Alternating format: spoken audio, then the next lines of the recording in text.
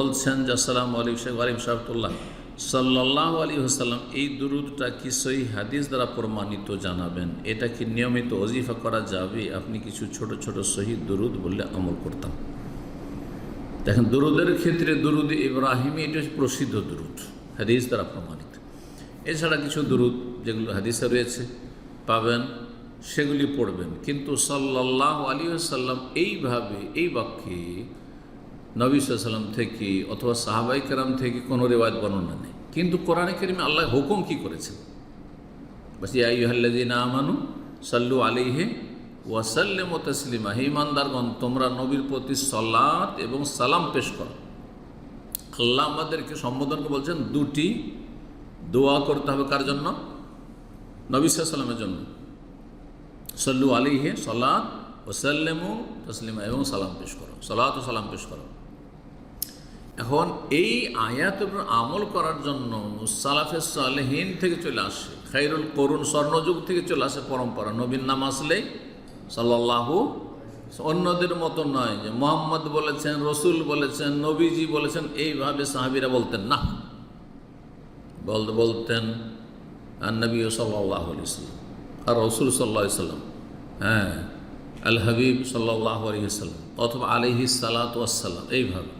তো সালাফ থেকে চলে, এই জন্য যে কোনো মুহাদ্দিসিনদের হাদিসের কিতাব দেখুন, বুখারী, মুসলিম, আবু দাউদ, নাসাঈ, তিরমিজি, ইবনে মাজাহ, তারা কিন্তু শর্ট ফর্ম ব্যবহার করেন, সংক্ষিপ্ত। যেমন আমার দেশে বিদাতিদের লক্ষণ, বিদাতি কিতাবে যখন নবীর নাম আসলো, হ্যাঁ, তখন ব্রাকেটে কী করা আছে? দন্তস্ব একার সা বিসর্গর, হ্যাঁ, সা অথবা দ, হ্যাঁ, বিসর্গর, মানে দুরূদ তুমি পড়ে নাও। দাদা বোঝা গেছে? উর্দুতে লেখে, হ্যাঁ, সদ, শুধু সদ লিখে দিয়ে ব্রাকেটে, অথবা সাল্লাম, হ্যাঁ, সদলাম আইন মিম, সাল্লাল্লাহু আলাইহি ওয়াসাল্লামের শর্ট ফর্ম। এগুলো বিদাত, এগুলো বেদাত। এই শর্ট ফর্ম ইসলামে চলবে না।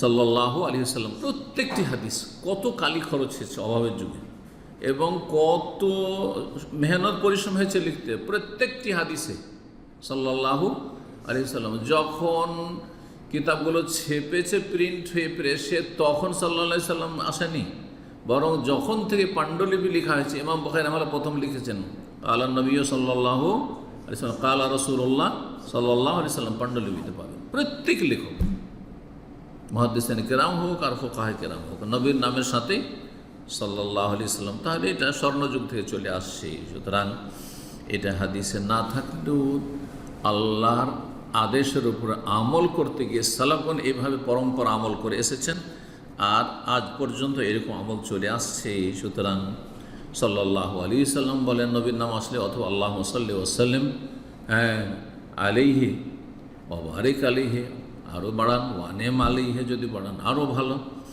অথবা আলাইহি সালাতু ওয়াসসালাম বলেন, জায়েজ এবং সব রকম জায়েজ। জি, এটাকে নিয়মিত ওজিফা করা যাবে না, এইভাবে ওজিফা করার প্রয়োজন নেই।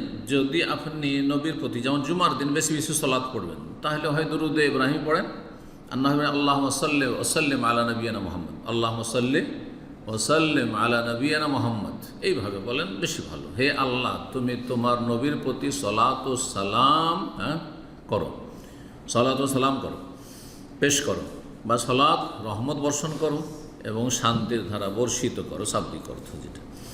তো এইভাবে আপনি সালাত পড়বেন, এটাই আমরা আমল করে থাকি। নবী সাল্লাল্লাহু আলাইহি ওয়াসাল্লামের প্রতি সালাত ও সালাম জুমার দিনে বেশি বেশি পড়তে হলে আল্লাহুম্মা সাল্লি ওয়া সাল্লিম আলা নবিয়িনা মুহাম্মদ, আল্লাহুম্মা সাল্লি ওয়া সাল্লিম আলা নবিয়িনা মুহাম্মদ, আল্লাহুম্মা সাল্লি ওয়া সাল্লিম ওয়া বারিক আলা নবিয়িনা মুহাম্মদ, এইভাবে। অথবা দুরূদে ইব্রাহিমের মাধ্যমে পড়েন। দুটোই আমল করা যেতে পারে। আল্লাহু তাআলা আ'লাম। সুবহান রাব্বিকা রাব্বিল ইজ্জাতি আম্মা ইয়াসিফুন ওয়া সালামুন আলাল মুরসালিন ওয়াল হামদুলিল্লাহি রাব্বিল আলামিন।